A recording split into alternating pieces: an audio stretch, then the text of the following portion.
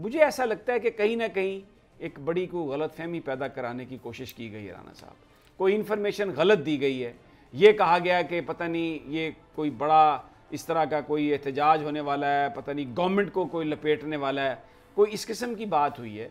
वगरना ये बात क्या उन्होंने कहा कि वो एहतजाज करेंगे, एहतजाज तो खुद पॉलिटिकल पार्टीज़ करती हैं और करती रही हैं, तो उसमें एहतजाज से तो ये हुकूमत ना कभी घबराई है और इन्होंने बड़ी हिम्मत से मुकाबला किया। देखिए समीर साहब, बात यह है कि वज़ीर आज़म साहब ने आज जो ख़िताब किया बिलाशुबा वो बड़ा अहम ख़िताब था। जैसे आपने ज़िक्र किया, उन्होंने कई बातें भी की, बताया भी कि किस तरीके से हमें आगे बढ़ना। बात यह है कि आपने माजी के वाक़यात का भी हवाला दिया जब मुज़ाकरात होते थे सियासी जमातों के।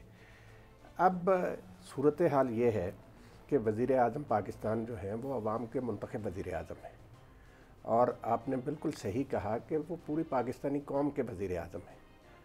उन्हें अपनी तकरीर में अगर वो उन ज़ख्मियों का भी ज़िक्र कर देते, बाकी लोग जो अल्लाह को प्यारे हुए सब पाकिस्तानी थे, सब के मरने पर हर एक को दुख है, वो पुलिस वाले हों या दूसरे लोग हों।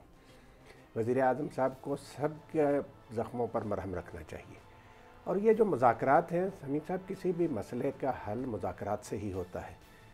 ये हुकूमत को बहुत पहले से बड़े अच्छे, मैं तो कहता हूँ कि वज़ीर आज़म साहब अगर ख़ुद मुज़ाकरात कर लेते तो तब भी कोई हद नहीं, वो अवामी वज़ीर आज़म है। राना साहब, वज़ीर आज़म साहब अमेरिका को कहते हैं, डोनाल्ड ट्रंप को, कि तालिबान के साथ ताकत का इस्तेमाल जो है वो मसले का हल नहीं है और आप मुज़ाकरात करें, और अमेरिका और तालिबान के मुज़ाकरात करवाते हैं।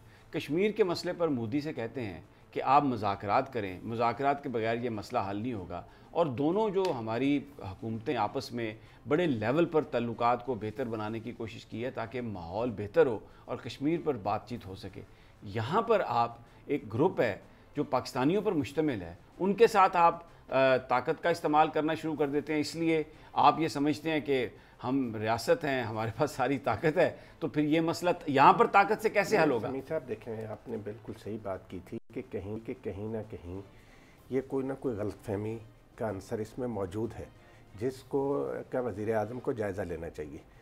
बात यह है कि ये बहुत एक संजीदा मामला है।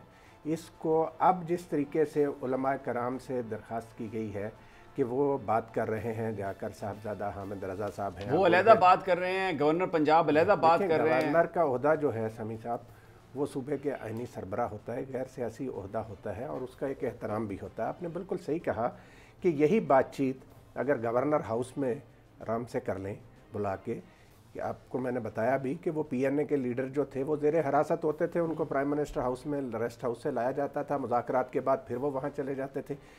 अब इस मामले को समीर साहब आज जिस तरीके से आप देखें कि मुल्क के मुख्तलिफ हिस्सों में अच्छा, ये आपकी ताजरों ने भी हड़ताल मैं की। यही बात मैं